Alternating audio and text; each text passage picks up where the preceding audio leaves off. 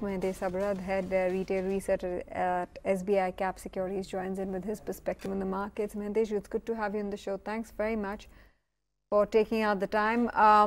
We've been talking about how financials have been holding forth, especially the interest that's coming in on the corporate lender side. What's your own take on the likes of an ICICI Bank, Axis Bank picking it up? I mean, is the bias slowly and steadily shifting towards high conviction building in these stocks? So yes, there is conviction that is building up in these stocks because we have seen that now there will be a material change we will see with corporate lenders that you've just named because of the IBC-led resolution of cases, the NCLT cases. They have made significant provisions in the past, so the provision coverage ratio has substantially improved, and you will also have credit growth now coming in because they're sufficiently capitalized as well. So there is added conviction that is coming in gradually into some of these banks. You know, there's traction in ITC as well, but we haven't quite seen ITC deliver the kind of returns that the broader consumer names have, whether it's an HUL, Marico, Dabur for that matter. When will ITC catch up, you think?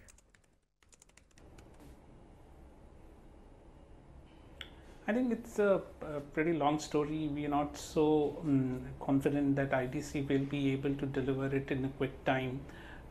If you recall, ITC has been struggling with on the cigarette side of its business simply because of the regulatory pressures, overwhelming regulatory pressures that they face is making it difficult for them to grow that side of the business. So there's a conscious shift towards the FMCG side of business, but it's a long drawn out process for them, and therefore I don't think one can expect any quick returns coming in from that particular side of business. And having said that, I think product innovation is something they really have to strive for. Wide distribution reach is something they have to mimic in terms of the competitors that they have, and they generally need to have a better brand recall, which is, I would say, at this juncture quite weak. All in all, the FMCG side of the business, while the prospects are good, it will be a pretty long time before something meaningful can be seen. Yeah, in fact, ITC has started, doing pretty well for itself. Last 1 month, if I'm not wrong, this is the best performing FMCG stock, gone up by almost 18 to 20%. Whereas other stocks have also done well, but ITC has done far better than other names. So maybe that underperformance of many years will now start subsiding, but too early to call because years and years ITC has remained in range. Even HUL did that, but since last 2 years or so, HUL has been in a solid uprun, moving from 800 to almost 1800 levels. Let's take some more trading ideas, and Kunal, coming to you first. Cement stocks are buzzing well. Ultratech and Grasim, these are two names which are positionally doing quite well for themselves. What's your view on Grasim? So yes, Grasim is the stock which I've picked. I think the last 3 days volume patterns have been extremely positive. It's almost 2.5 or 3 odd times the average volumes for the stock. And look at the price reaction today, is where you're seeing that the stock coming out of swing resistances, breaking that 1040 set of strong resistance level. So I believe that with the volume set up in the last 3 days good, and the stock breaking out of a swing resistance, I think the chart patterns could look much more better going forward. So that's a buy. 1080, 85 could be a near-term target range, and stop loss can now be trailed higher to almost 1020 levels.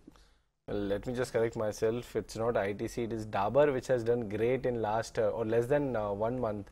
And Manas, I just saw the chart, and Dabur, you feel it's not in overbought zone because since 27th of July, the stock has started moving from almost 365 odd levels and 456 now, and you feel it's still good to go for more? Definitely, Siddharth, because I think on Tuesday it gave a flag breakout on the charts. Yesterday we saw some profit booking on higher levels, but again the rally has resumed and the stock has already broken its yesterday's high of 455. So I think now in next 2 to 3 trading sessions, the stock can even test 474. So take a long position here and keep the stop loss below 449. CK, post numbers, SBI corrected substantially and now we are seeing some sort of comeback. You think whatever profit booking is to happen in SBI is more or less done and now the uptrend is resuming back?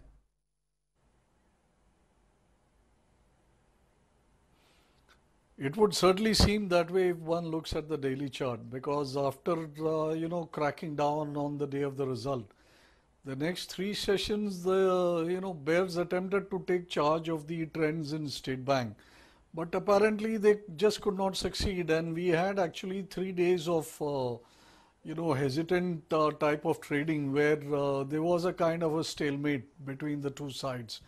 And in that process, I think most of the longs had got liquidated, trading longs I mean, and leverage positions might have got drained out a bit.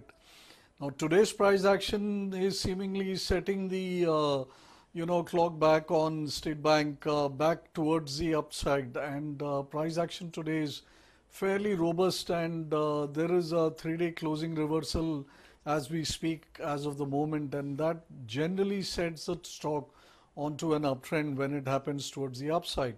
So State Bank at the level of about 300, 301 is a reasonably low risk buy. You can set a stop about 5-6 points beneath and aim for a price target somewhere around 310, 315. The Supreme Court, meantime, has agreed to hear Reliance Communications' plea on spectrum trading norms. This is just an agreement to hear the plea. This is not a final verdict, or it's not like they've already done that. I don't know whether there's any correlation in RCOM actually holding up and being a buzzer today or not, but this is definitely a step in the right direction for RCOM. Mahantesh, wanted to get a sense of what really we are seeing by auto and some of the consumer durables companies. The fact that they are feeling the heat of the currency volatility or weakness in this case, and the RMC costs put together, and a large player like Maruti has actually hiked product prices across categories. Do you think this would come at the cost of volumes for them, or do you think it's minuscule right now, so can well be passed on? And I think volumes rarely get affected by such kind of price increases. If I've done my math correctly, the price increase by Maruti is just about 1% here and there, which is not materially large.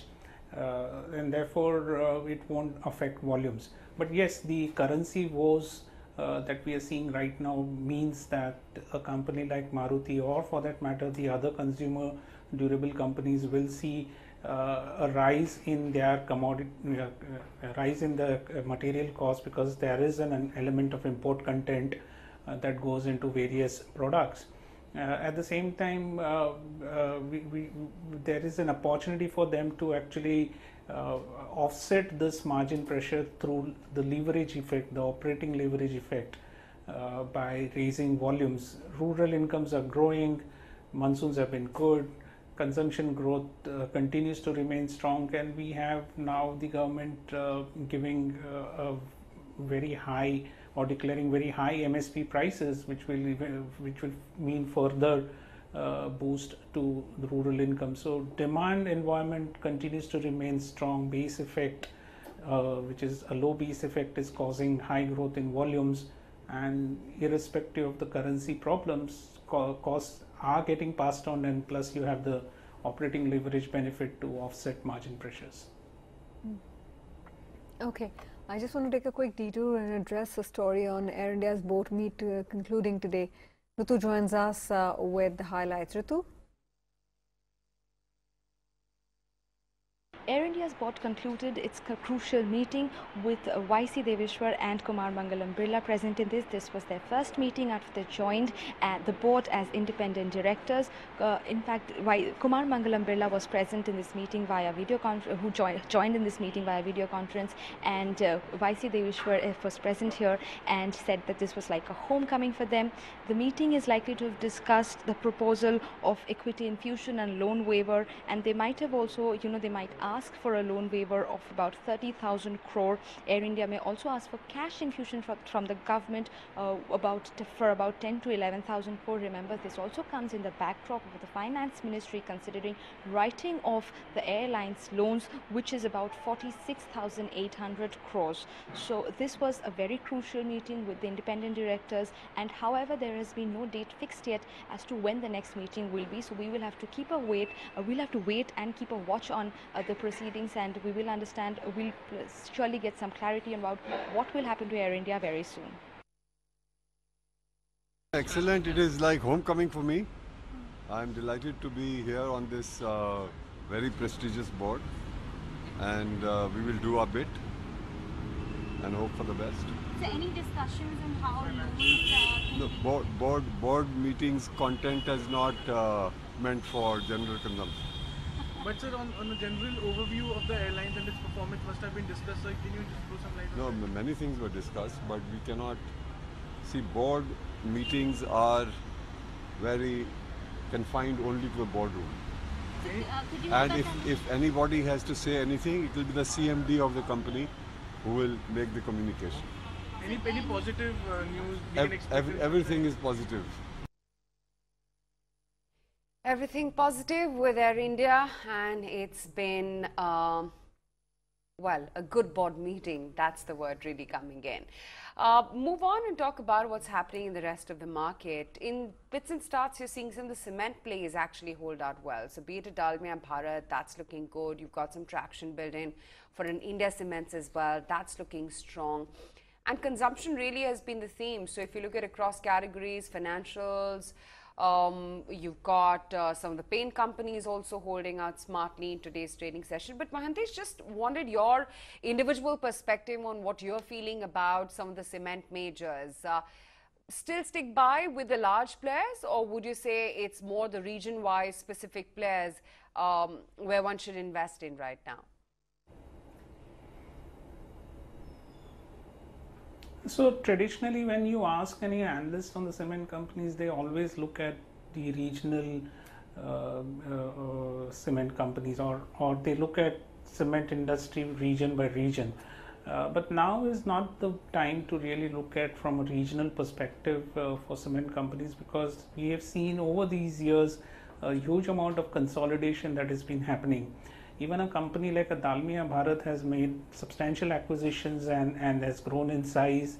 You have Ultratech actually consolidating the cement business. You had an attempt by ACC Ambuja to come together to consolidate. So consolidation is the theme, and the successful consolidator in this business is the one who can continue to sort of call the shots. So here I would say that for the cement companies, one should stay invested in the larger cement companies, bigger names who are either consolidating or have better prospects in terms of bringing the various businesses and acquiring them and consolidating them. We have seen cement volumes grow fantastically for this calendar year. I think the cement volume growth the past 6 months is upwards of 15-16%. Although the pricing has not been materially large, this volume growth augurs really well for the industry. Mahantesh, how are you placing your bets when it comes to the IT space in lieu of what the currency has done? Also pharma?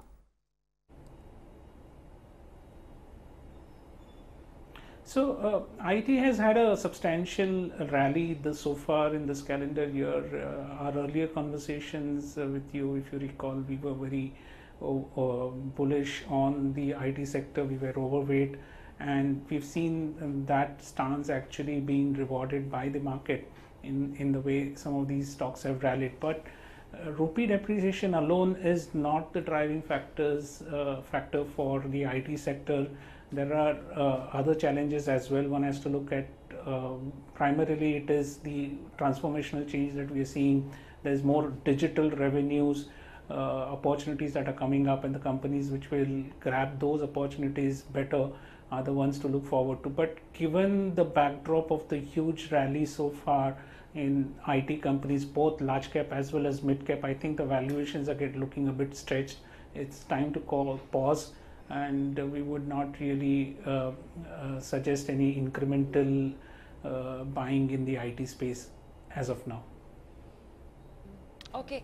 Just stay with us. Lots more to talk about, Sanjeev. We'll just quickly take it across, Mahantesh rather. We'll just quickly take it across to our researchers, find out what the dealing room buzz is as we wind down on this truncated week and step into another one. Pankaj as well as Pranay waiting by to tell us exactly that. Pranay, you go first. Elisha, from the large caps, L&T is one which is being recommended. The stock is seeing accumulation on the charts. It's actually underperformed benchmark index Nifty, where Nifty is up about 3% in the last 3 weeks, or this series rather, whereas L&T has actually declined about 8%. So right now it is seeing accumulation and is being betted as a catch-up trade.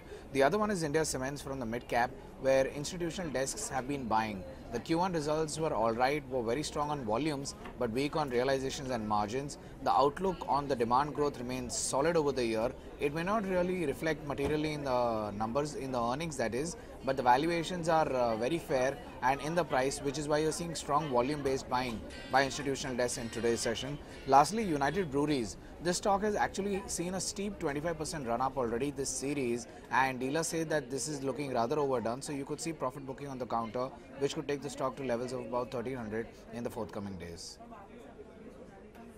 Okay, Pankaj, what is it that you're hearing from the street? Right, let's first look at HUL. That's a stock which is up suddenly 50 odd rupees. A lot of FII buying is what my dealer friends tell me about FII's activity as far as HUL is concerned. Dalmia Bharat, again, it's an FNO based stock where there is some buying. It's not usually a very frequently traded counter, but this is a name which is giving some action. And Cadila Healthcare, after the results, the stock fell down from about levels of 380, 390 to about 330, and now the stock is trying to make a comeback up around 3 to 4%. Overall, pharma is seeing some buying today. Okay, yes, pharma stocks are doing pretty well for themselves. Thanks, Pankaj and Pranay, for gathering from your sources what exactly is happening in dealing room. Before I go to closing trade, Mahantesh, down in south and state of Kerala, there's a lot of pain which is there because of natural calamity which is taking place, and we at times do feel the pain of people over there. My question is related to what would be the impact on some of the names which do largely function from that state. Case in point, Federal Bank, Muthoot Finance, Manappuram Finance. Some of the, in fact, tire companies procure a lot of rubber from state of Kerala.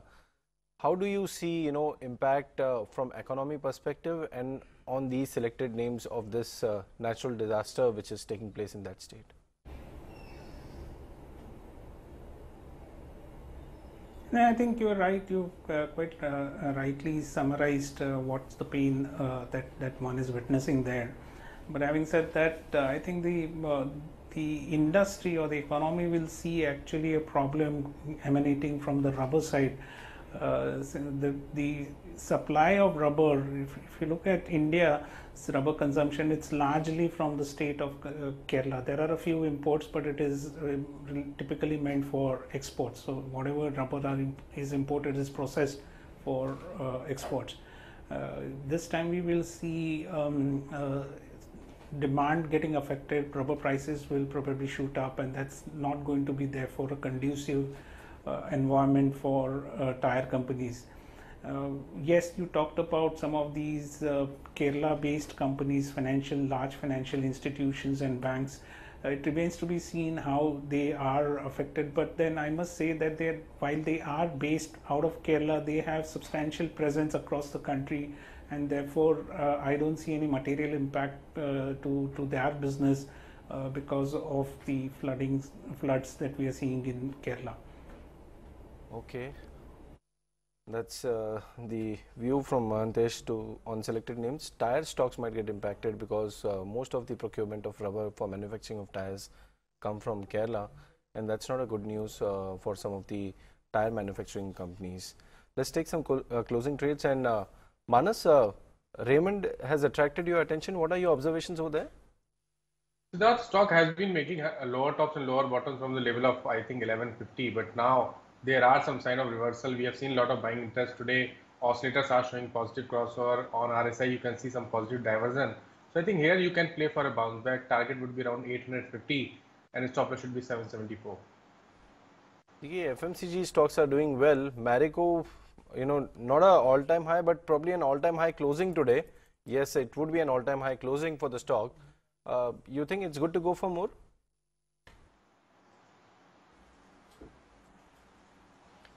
Yeah, I think that Dabur, charging forward like this and other FMCG stocks also in fine fettle. I don't see any reason why Marico should lag behind, particularly considering the fact that the patterns on the chart, even all the way up to the monthly chart, seem to be very attractive. So it seems to be on a very strong wicket, whichever time frame chart you look at, and that is a very positive signal. So at 370 also seems worthwhile as a buy. We are talking, of course, from a trading perspective, but even those who are interested in the longer term could probably take a look at Marico. Okay, and Kunal, you gave Grasim as a buy call. Cement space is doing well. In fact, in beginning of the show, we did pointed out that there are few large cap stocks which are adding long position, and one cement name which surfaced in that list was ACC. Strong price action, strong F&O built up. What are your observations on charts? So, over the last 3-4 weeks, we've seen that all the stocks which have gapped up on the back of some news, results, etc., they've managed to scale back the exact kind of price rally. Apollo Hospital, ITC, these are classic cases, and ACC also. I think from 1300 to 1500 in a single day, the stock had rallied, and post that it's gone into a steady sort of an uptrend. It's just about gain only 100 rupees out from those levels. So I believe that there could be possibility of a rise of another 100 rupees, given the just about recent chart patterns 2 weeks back for the stock, and which is why I would suggest ACC could be a a good bet at current levels. 1700 could be a positional target on the stock. Stop loss at 1550. Okay, just about 7 minutes to go before we start closing out trade. I want to touch upon, some of the contrarian plays in the market. Mahantesh, to your mind, what would be the contrarian themes?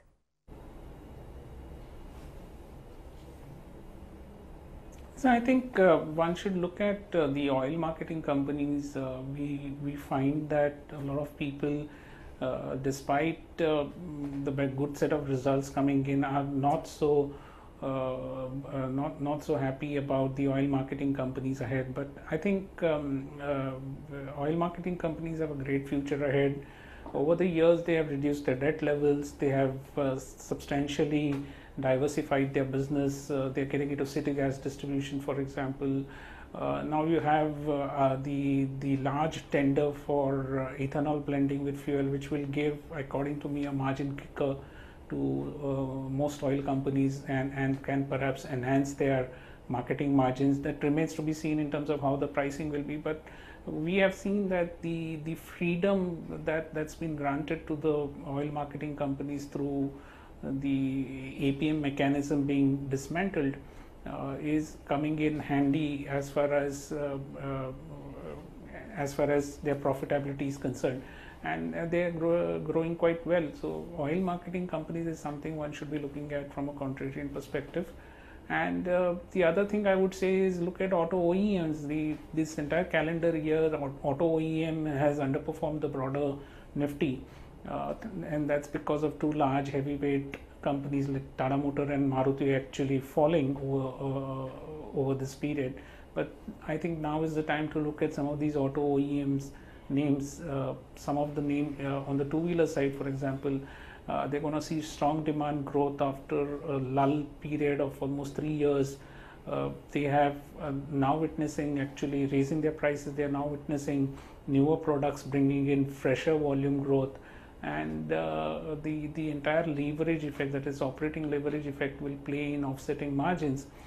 I think that's the other contrarian play one should be looking at. Great having you on the show. Let you go on that note. Thanks so much for taking the time out.